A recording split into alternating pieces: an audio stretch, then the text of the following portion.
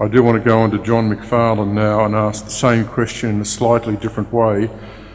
John, how certain are you that Asia is really going to power world economic growth over the next several decades? And is there anything that you would like to say to qualify what David said so far? I'm not sure I'd qualify it so much as reinforce it.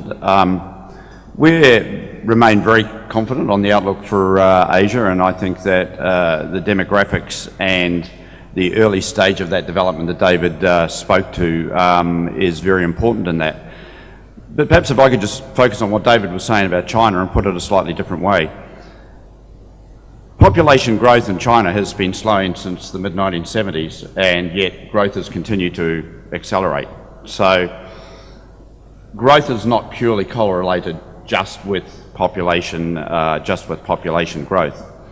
It is true that the working age workforce as a percent of the population will peak in about 2015, but the workforce itself will continue to grow to 2020. And the key things that we're looking for after that to continue to drive increased labour productivity are really two things. One is reform of the rural sector in China, which will free up enormous amounts of labour. So in other words, albeit that the workforce has peaked, it's not fully employed.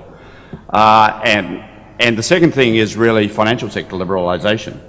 And with financial sector liberalisation in China will come a freeing up of resource allocation, and perhaps resource reallocation away from SOEs to more competitive businesses. And when you start to look at those sort of things, the enormity of the opportunity in China, and the same can be said for many other parts in Asia, remains enormous, Paul. Okay, well this is a critical issue, the point you've just raised about financial liberalisation in China. I noticed that the other day Kevin Rudd, talking about the new Chinese leadership, was extremely optimistic about more economic and financial reform in China, but it is a fundamental issue. So how will we see this evolve in China in relation to capital market liberalisation, in relation to the currency, in relation to banks? Can you just give us a little bit more on that, John, as far as you're concerned?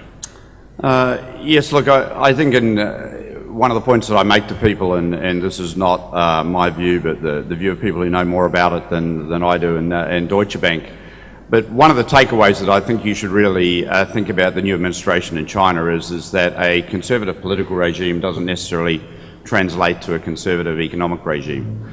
I think the new leadership in China is young. The two senior people taking over are 57 and 59.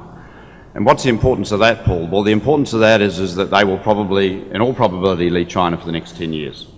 So they will be looking for longer dated reform, and there are many aspects that we already believe that they will pursue, including pricing of the resource sector, whether it's gas, oil, electricity, and then beyond that, water. We are looking for interest rate liberalisation. We're looking for increased exchange rate flexibility. We think there will be changes in capital account liberalisation, which will see funds both flow out of China and funds flow into China. And I could go on. I mean, there's a laundry list of... Okay, well, this is